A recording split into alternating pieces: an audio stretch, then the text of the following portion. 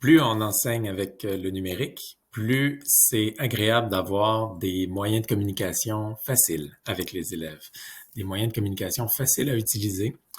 Ce que je vous montre aujourd'hui, c'est un moyen d'ajouter des notes audio très courtes, très simples, en très peu de clics, un peu partout dans l'environnement Google. Comment ça se passe? On va commencer par ajouter l'extension. Donc, on s'en va sur Google. Dans la barre de recherche, j'écris Chrome Web Store pour trouver le magasin des extensions. J'arrive ici et j'écris Mote, qui est le nom de l'extension que je cherche. Et voilà, on a trouvé Mote. Une fois qu'on arrive ici, dans la page Mote sur le Chrome Web Store, je viens l'ajouter à Chrome.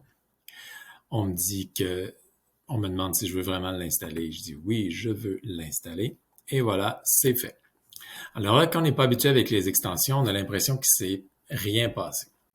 Ce qu'il faut comprendre, c'est que les extensions existent sur le petit, ici, les extensions existent sur la petite pièce de casse-tête ici.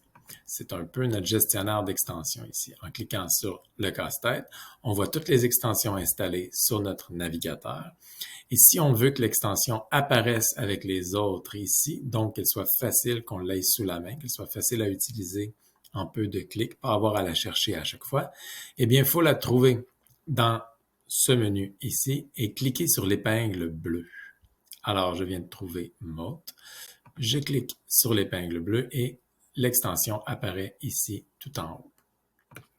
Une fois que c'est fait, on est automatiquement, une fois la première fois qu'on l'installe, on est automatiquement envoyé. Il y a un nouvel onglet qui s'ajoute ici et on nous souhaite la bienvenue. Alors, je dis que je suis un enseignant, j'accepte les termes et c'est important de se connecter avec notre compte CSSMI. Alors, une fois que je suis connecté CSSMI, c'est fait, le lien est fait avec mon compte. Je peux commencer à l'utiliser dans les services de Google. Une fois que l'extension est activée, à chaque fois que je vois le signe Mote dans mon document, ça veut dire que c'est un endroit où je peux utiliser une note audio. Alors ici, je suis dans la copie d'un élève. Je m'en viens ici pour ajouter un commentaire privé. Je vois le petit signe Mote. Alors, je clique dessus et simplement en cliquant une première fois dessus, simplement en cliquant sur le logo, l'enregistrement est parti et on voit le compteur qui descend. On voit donc que j'ai 1 minute et demie pour enregistrer mon message. Une fois que c'est terminé, je clique sur Done et voilà. Alors là, c'est écrit automatiquement en anglais. On pourrait écrire en français. Je t'ai fait un message audio et je le publie. Ici, c'est formaté en Mote. On va aller voir maintenant ce que ça fait pour un élève qui reçoit le même message. Je suis maintenant dans le compte élève. Alors, on voit que mon prof m'a envoyé un message. C'est écrit « Je t'ai fait un message audio » comme je l'avais écrit. Si je n'avais pas changé le texte, ce serait écrit en anglais. En cliquant sur le lien, eh bien, on arrive dans la page de Mote qui contient mon message audio dessus. Et simplement en cliquant une première fois, ça fonctionne. Alors, on est invité à ajouter Mote nous-mêmes comme élèves à Chrome. C'est ce qu'on pourrait conseiller aux élèves parce que l'apparence va être un peu plus belle et on n'aura pas à chaque fois à ouvrir un nouvel onglet pour aller entendre le message audio. Le message audio, si on a l'extension, va être intégré. Alors, c'est bien important de comprendre. Le message est intégré dans le message et on n'a pas à aller nulle part ailleurs si on a l'extension Mote. Mais si on n'a pas l'extension, c'est possible d'entendre le message audio, mais à chaque fois, ce que ça fait, ça ouvre un nouvel onglet pour qu'on puisse accéder au message audio. Ce que mon élève peut faire, c'est aller directement avec le gros bouton mauve qui est là pour l'ajouter à Chrome et faire exactement la même démarche que nous, on a fait de notre côté. Il dit « Je suis un étudiant, je me connecte avec Google ». Et voilà, c'est fait. Même chose que nous, le mode va être caché si on ne l'a pas épinglé. Alors, si je reviens ici et que je rafraîchis ma page,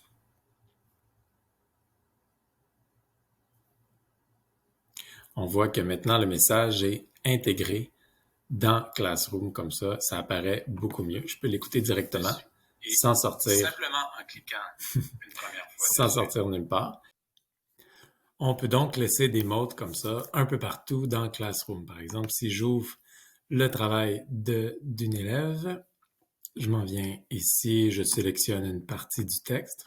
Au lieu d'écrire le commentaire qu'on aurait écrit, je clique sur la petite boîte de commentaires et je retrouve le même bouton Mode à utiliser. Dès que je clique dessus, ça commence à enregistrer et je parle bla bla bla bla bla. Bravo, beau commentaire. Et voilà, mon mode est prêt à être envoyé à l'élève. Je l'envoie. C'est fait. Alors, si mes élèves ont installé l'extension, ils vont voir ça, ils vont voir la carte comme moi. Sinon, ils vont pouvoir y avoir accès en cliquant sur le lien. Mais où Mote est le plus utile, je trouve, c'est dans son intégration à Google Slide, à Google Présentation. On va aller voir de quoi ça a l'air. Alors, je m'en viens ouvrir Google Présentation, Google Slide. Je vais faire une nouvelle présentation. Voilà. Et là, on voit que le bouton est un peu différent. Il existe toujours une extension ici, mais il y a un gros bouton Mode qui est là, prêt à être utilisé. Alors, je vais cliquer là-dessus et ça me dit « Bienvenue à Mode pour Google Slide ». Je vais donner les autorisations. C'est des autorisations spéciales, dans le fond, pour Google Slide, ce qu'on fait. Et voilà. Je me connecte avec Google, mon compte CSSMI. J'autorise et j'autorise.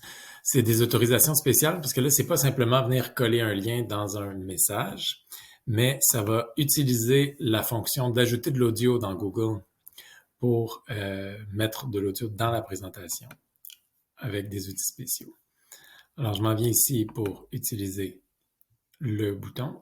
Je n'ai qu'à cliquer pour commencer mon enregistrement. Et ensuite, mon enregistrement, je vais le mettre où je veux dans la diapo. Bienvenue dans cette présentation. Je vous invite à être très attentif parce qu'il y aura des questions d'examen. Alors là, l'audio est en train de s'enregistrer. Il est prêt à être inséré. Je peux le réécouter et le jeter pour le recommencer.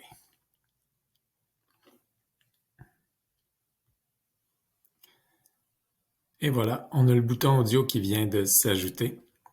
On peut le mettre la grosseur qu'on veut. L'utilité que je vois est multiple, évidemment, mais on peut imaginer tous ces élèves au préscolaire, en premier cycle du primaire, on pourrait leur faire une présentation comme ça où l'audio commence à jouer automatiquement en cliquant ici. Dès qu'on arrive sur la présentation, le message audio va commencer. Et on peut même masquer l'icône, on n'est pas obligé de la voir. Nous, on l'a ici pour pouvoir le mettre quelque part, le manipuler, mais si c'est coché ici masqué lors de l'icône, lors de la présentation, on ne verra pas l'icône, mais l'audio va jouer dès qu'on arrive sur la diapo. On peut faire lire l'audio en boucle et le faire arrêter quand on change de diapositive. Alors moi, je veux la laisser afficher et je veux que ça commence lors d'un clic. Ce que ça donne, si je m'en viens, donc je vais le déplacer en haut à droite ici, je viens lire la présentation. J'ai mon audio ici qui est ici. Dès que je passe ma souris dessus, on voit le lecteur audio qui est là. Bienvenue dans cette présentation. Je vous invite à être prêt. Alors, on comprend que ça aurait pu commencer automatiquement. Alors là, dès qu'on défile la diapo, l'audio va arriver comme ça. On voit que c'est très, très, très facile à faire. On a l'air très techno, mais dans le fond, j'ai fait une première diapo, mais je pourrais arriver à faire une deuxième diapo avec un deuxième contenu pour mes élèves. Et si j'ai quelque chose à leur dire, je vais tout simplement... Dans cette deuxième diapo, vous allez voir que c'est les questions essentielles que j'ai résumées. Alors, portez bien attention, surtout aux 3 premiers points. Je reclique. Et ça fait exactement le même processus. Il est prêt à insérer ça dans ma diapo. Alors, ça ne demande pas des connaissances techniques très, très, très élaborées une fois que l'extension est installée. Et c'est toujours le même processus. On vient ensuite placer l'audio où on veut dans la diapo. C'est comme n'importe quel autre objet de diapositive qu'on place, qu'on installe comme on veut. On peut même changer l'apparence de l'icône si on veut. C'est donc l'extension Mote, un bon moyen d'ajouter de l'audio un peu partout dans les produits Google.